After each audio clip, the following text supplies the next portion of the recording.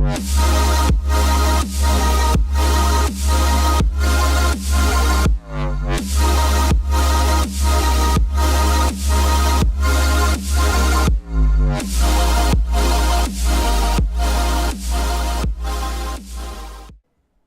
to a Delco Nerd Network Hot Take. What is a hot take, you may ask? Well, it's where we sit down in a basement, give our thoughts, give our opinions on a video game, TV, or a TV show, or a movie. And today we're going to be doing a movie, and that movie is Unbreakable from the year 2000 by M Night Shyamalan. Of course, to discuss, Chris Trio, my co-host. What's going on, guys?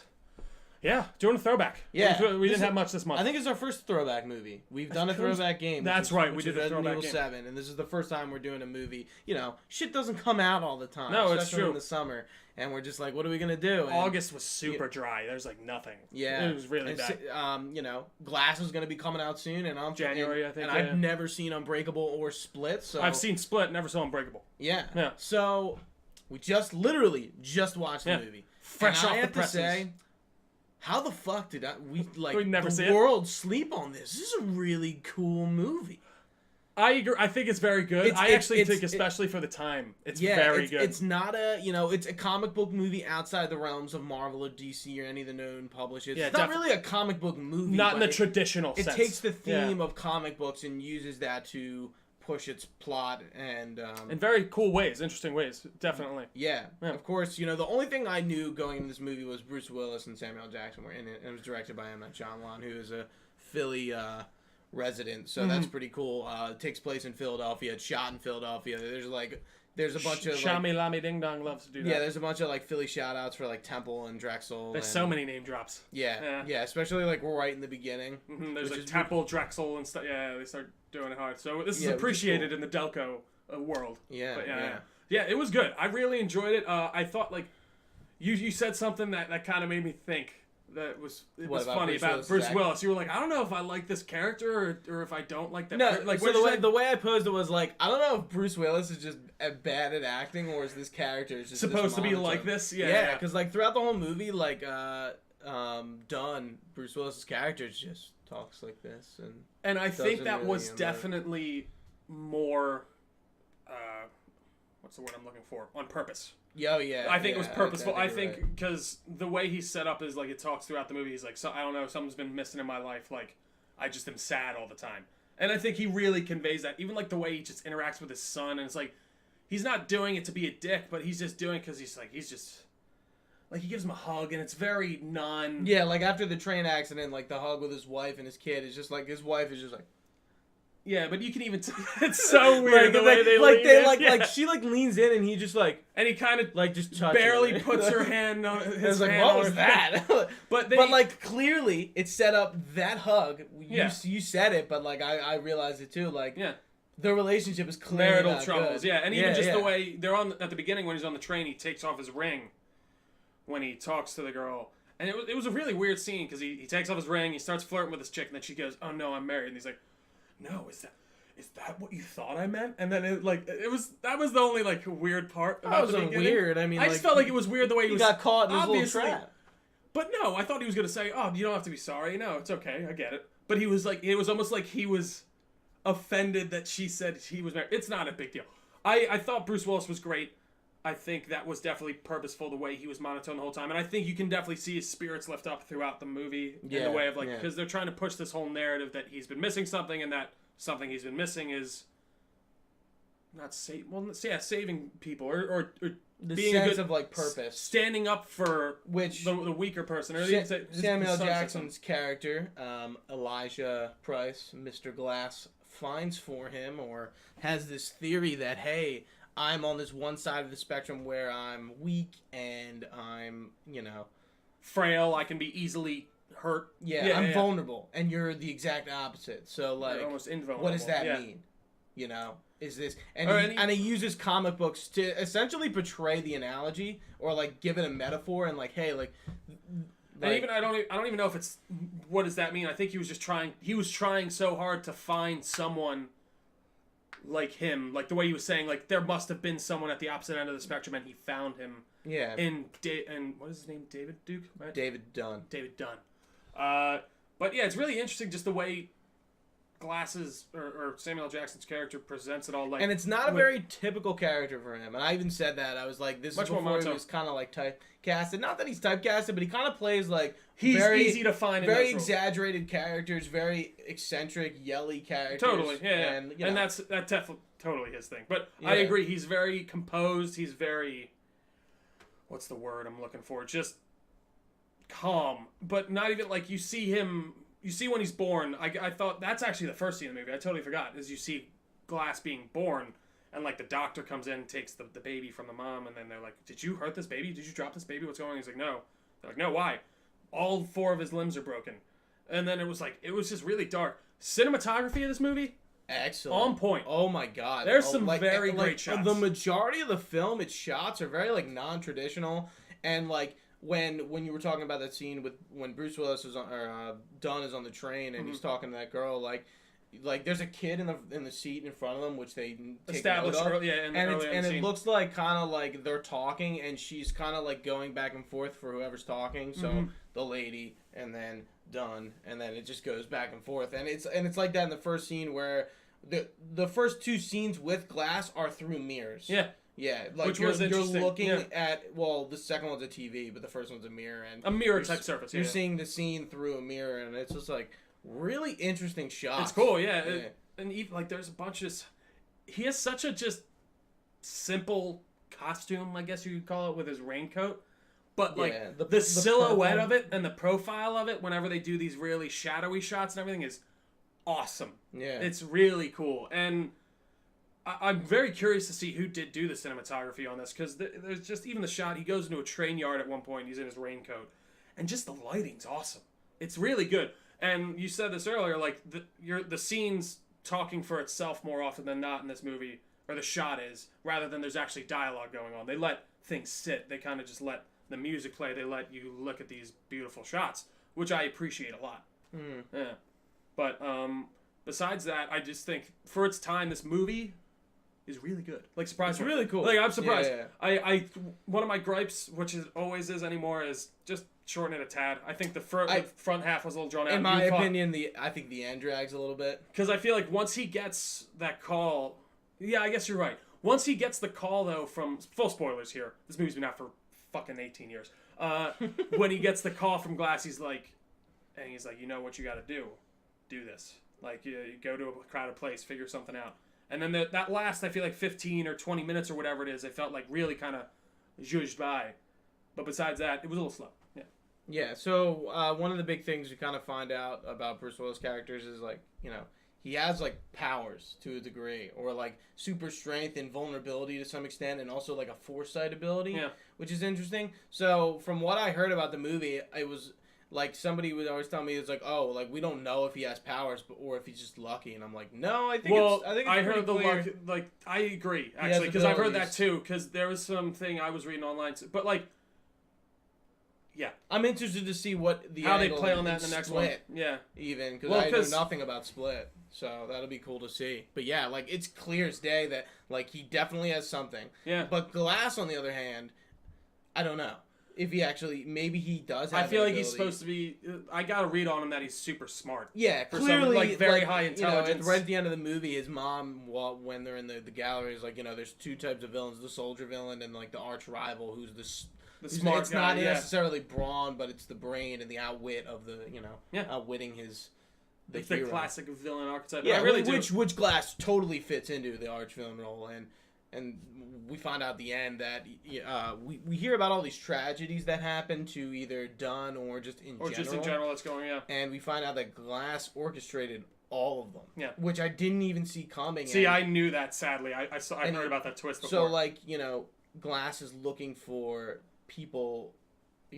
people... He was trying to, like you said before, he was trying to find the person on the opposite end of the spectrum as him. Yeah. He was trying to find that superhuman. He was trying to find his hero, because he was the arch. He was the villain, yeah. Yeah, which is super cool. Now, I love movies that kind of, like, again, outside Marvel and DC, that, like, take these tropes and, like, comic book stuff. So maybe let's use Stranger Things, or...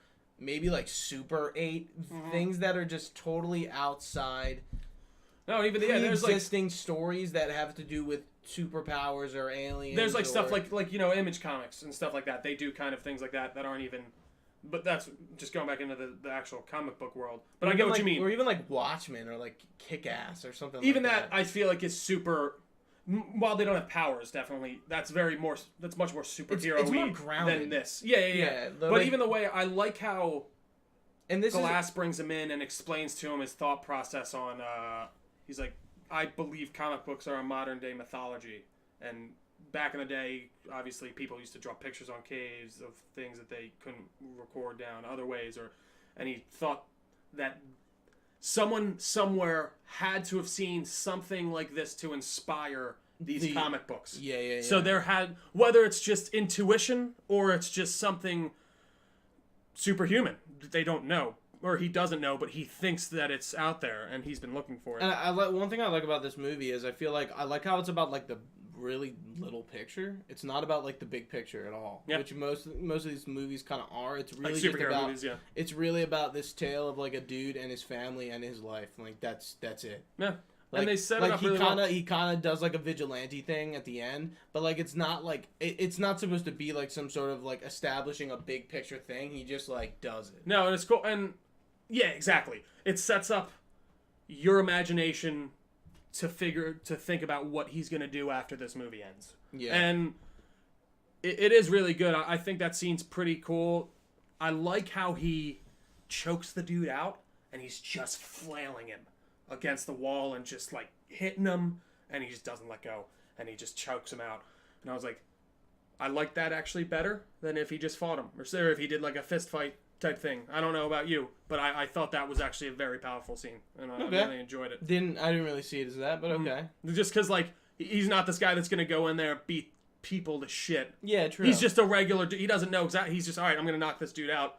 He can't hurt me, so I'll just fucking knock him out. One of my favorite scenes was, and I think we both were kind of reacting to it, was when his son like gets the gun and loads it and like wants to shoot him because like he believes that he's like super powered and like the bullet will bounce off or not hurt him. Yeah. And like, oh my god, like holy it's a tense shit. I think it's a tense scene in the movie. There's some questionable acting there from the mom.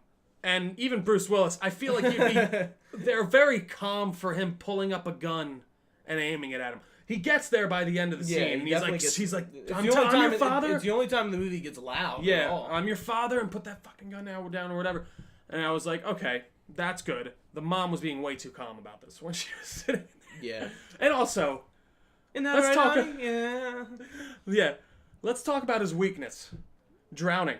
I don't think every other human being. I don't think that's a weakness as necessarily it is the fact that he can die. He's not totally invulnerable. And like he can drown. So we hear about these two accidents. The good segue. I was just to bring this up. We hear about two accidents that happen. One, him almost drowning in a pool, and the other being the car accident he had with his wife, girlfriend at the time. And he comes out unscathed, but he fakes the car accident injury, stop playing football, but to be with his wife. Yeah. It's, he kind of like gives himself a cover story, but it's also like he has another motivation of being with his wife. I thought that was actually a really good reveal. And then the pool, like we rewinded 3 times to hear like when David goes into his kid's school because I think he got like a fight. And he he's talking to the nurse, and the nurse happened to be the nurse who was at the pool where like he was drowning, and like the fact I assumed that, it was the school pool. They knew he didn't die, but they told the story as if he did die to like scare kids, to like not like an old wives' tale, horse around or whatever. But like it was just like he couldn't like hear all the this shit was just coming back to him. Yeah, and he's like, he couldn't escape these past accidents that were just like really like hitting him. Like all of a sudden, once Elijah like gave him the theory that hey, like I think you're powered. And I did love just the subtle hints that Elijah gives him, or Glass, where he just leaves the thing on his windshield. He's like, how many days have you been sick ever? And he's like, none. And he just starts thinking about it. To think about it. It's probably something he never thought about. Yeah. But like he's like, oh, there's got to be one. And I love when same with his wife. It's like, there's got to be something. He goes into his work and he's like, can you just see if I've had any sick days? And then the guy comes out and he's like, $40, that's it. What? The raise, that's all I'm giving you for the sick days off. And then he's just like, you can see the like surprise on. He's like, what the fuck? That's why I actually do give Bruce Willis credit in this movie to, like, he definitely wasn't just trying to just push it out there like he does in a lot of his movies these days. You can tell he's actually trying. Whereas, like, that other side of him breaks through that sad, mopey side that you see throughout the entire movie. Yeah. If that makes any sense. Yeah. I think M Night Shyamalan did a really good job with this. I did too. It's a cool movie that I'm surprised more people don't talk about. Like, I know it's like it's before the period of the superhero movie boom. Totally. Really, and Spider-Man was just 2 years after getting this, ready I think, to come out, and X-Men. Spider-Man 1, yeah, I think that was X-Men might have been out or coming out at that point, because X-Men was 2000 as well. I think X-Men was 2002. No, I think X-Men 1 was 2000. Spider-Man was 2001. Was that really 2000? Yeah. Wow. Spider-Man was 2001 because they had a trailer with the Twin Towers in it. It was him swinging through it, right? Yeah. I thought that was a poster. No, it was a trailer. Was it trailer? It was in the trailer or promotional material, like a commercial. It was him like swinging through the towers, right, or something. Yeah. So wow, that's crazy. Yeah, it's taking something that we see all the time now and talk about all the time now. It's a very non-traditional superhero movie, and I like that a lot. Yeah. And it's the same with, like, you'll see Split. I'm actually very excited for you to see Split. The only thing I'm gonna say about Split, and it's not a spoiler at all, it wouldn't have been good if it wasn't part of the Unbreakable universe. And you'll understand. But you don't know that until the end of the movie. Exactly. So by the end of the movie, I was like, this is stupid. And then they have that, I'm like, oh, that makes total sense. And I'm surprised he kept that under wraps. Dude, and there was a lot of I guess hints. It was one scene. Well, did you see the Split movie poster? It was all like cracked, like it was cracked and it was him. And it was like the exact same poster they did for Unbreakable. So he did all these little homages to Unbreakable. And no one realized it. Cinematic universe. Yeah, no. I mean, yeah. I think it's interesting that he's doing that. It's obviously he probably got inspired by Marvel or DC or whatever. Well, I think he definitely saw a little universe, but it's definitely like not as. I think he just saw an opportunity for not even a universe, but like a couple movies, maybe. And who knows? Maybe we'll see more out of this after Split. Or Glass. So the movie ends off. Dunn reports him, and Glass is in the institution, which we know in Split is or not Split. Glass is still the case. It's not a spoiler. You don't see him in Split. Glass. Yeah, I know. Yeah, but yeah, I'm excited. I mean, I'm excited to see. I'm really hyped to watch Split and just like see like what's going on there. Like I've no. You should watch besides that. The fact that James McAvoy is in it, like, and I know nothing. He's really good. Like, he is one of my favorite, low-key one of my favorite actors. Like, whenever I see him in a movie, I realize how good he is again. I realized watching this movie that Shyamalan has very, like, Kojima-esque things in, like, the fact that he likes to bring back these same actors in his movies. Yep. Bruce Willis definitely being one of them, and even Samuel L. Jackson. I'm trying to think of, like, what it, and, like, as well as, like, Philly people. Yeah. Yeah, I think that's pretty cool. I can Crazy stuff, man. That. Yeah. Overall, though, I think it's worth your watch. Yeah, especially if you saw Split and you were like, what is this? Because I was actually happy that I had like a rudimentary knowledge of Unbreakable before I went in to see Split. Because like I said, I do think it literally brings the movie up 3 notches for me. Because it makes the thought process you have to go to get to where they want you to be without it being an Unbreakable sequel just doesn't work, or it's very silly. If that made sense. Yeah. But, so get some fun facts. Yeah, I brought up some facts just because the movie's old and we kind of have this kind of thing. One of them being M Night Shyamalan in the movie as the drug dealer at the stadium. I'm pretty sure he cameos in all of his movies. Yeah, I think you're right. Yeah. So one of the things is the comic book that Elijah gets in the beginning is Active Comics, which is a take on Action Comics, which we both realize, and that's Superman. And now I understand why it's funny. We saw that scene at the beginning, and they open the box upside down, and we're like, God, Action Comics! I can't read it. Which one is this? What the hell? And then it turns around, and what was it? Acting Comics or whatever. It was good. It was good. So this is one near the end of the movie. Samuel L. Jackson's character is sitting in his wheelchair below 3 comic book covers. To the left, Thor, Daredevil, and to the right, Nick Fury of S.H.I.E.L.D. Nick Fury was redesigned around this time in the image of Jackson, who went on to play him in the MCU. Yeah, you knew that, right? Which co-star Thor? Yeah, so if you don't know, in the 90s, they decided to make Nick Fury black, and they literally took inspiration from Samuel L. Jackson. Yeah, yeah. And now he's Nick Fury in the MCU, which is hilarious. That is hilarious. Cool fact, which is very rare. This movie's shot in sequence. They shot it in order. That is rare.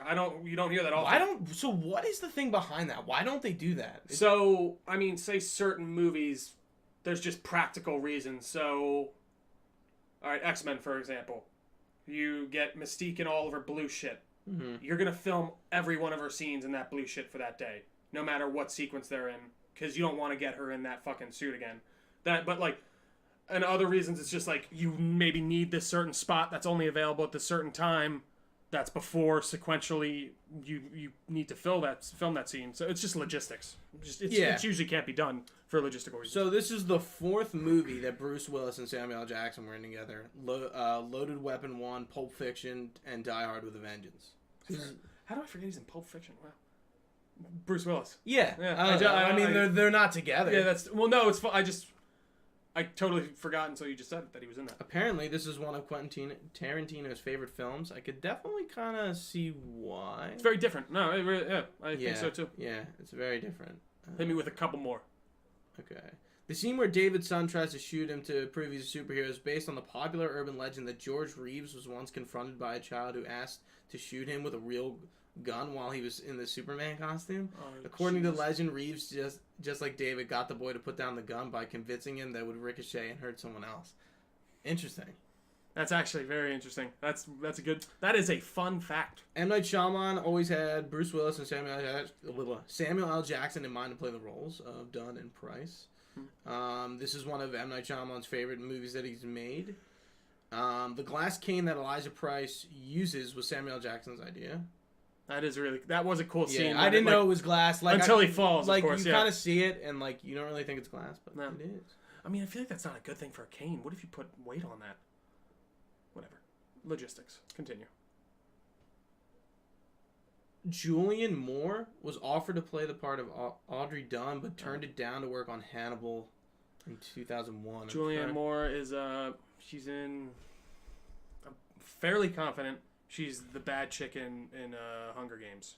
I think it's yes. The gray-haired chick. Yeah. It is. Yeah. I knew that name sounded familiar. Mm-hmm. And let's get one more. Let's do one more. Hey, give me a good one. Give it to me good. The stadium that David Dunn works at is actually Franklin Field at the University of Pennsylvania. I was right. I knew it. I was like, where the hell is this stadium? Yeah. Like the you see the colors and we're like, it's. Yeah. It looked Temple. It looked like Temple. Yeah, it looked like the yellow and red. It looked like Temple. It is the oldest stadium in the country and the first to have an electronic scoreboard and upper deck, and the first site of a live radio and television broadcast. Wow. That's actually very interesting. That's a fun fact if I've ever heard it. Fun facts. Delco Nerd Network style. I think that wraps us up, though, Gooch? I think it wraps us up. Yeah, watch this movie. I mean, you can get it for pretty cheap. We're definitely going to be reviewing Glass next month. We don't know what we're doing. Split is definitely an idea, but we're not sure yet. We're still talking about it. We're thinking that, or Predator, or I think that's the only other one. There might be another movie that I'm not thinking of, but I don't think there is. So if you haven't heard, we set up a site where you can go check it out. Trio is going to be launching a newsletter. Yes, hopefully within the next week and a half. I want to get 3 up. We're going to be dubbing it the DNN whatever letter. And basically what that entails is whatever the fuck we want. I mean, it's going to be mostly me writing. Obviously, these guys are going to be welcome to throw some stuff in. It's going to be like reviews, comments on a nerdy piece of news we care about. Just maybe shooting the shit. Just literally, whatever. It could be 1,000. This shit doesn't write itself. Could be 1,000 words. Could be 25 words. I don't know, but I mean, hopefully you guys like it. It's something I like to do. I've been trying to get back more into writing, so it's a little outlet for me, and hopefully you guys like it too. Yeah, and we also I'm tongue-tied all day. Our podcasts are up on Google Play and iTunes. Yeah, of course. And iTunes, so most of your podcast services, you'll be able to find this stuff. Yeah. Please, go over there, subscribe, subscribe. Give us reviews, too. Those are really helpful. I mean, we can't start seeing them until we get a certain amount. So reviews would be great, preferably 5 stars. Do what you can. I don't care. But is there anything else housekeeping-wise, Gooch? I think besides the normal outro, no. Yeah, no, I think that's it. Thank you all so much for watching. You can find us on our Facebook page, facebook.com/DelcoNerdNetwork, as well as youtube.com/DelcoNerdNetwork. You can find us on Twitter and Instagram at the Delco Nerds. And like we said before, this is in podcast forms on iTunes or Apple Podcasts, whatever they're calling it now, and Google Play. For Gooch, I've been Trio. Thanks for watching, guys, and stay nerdy.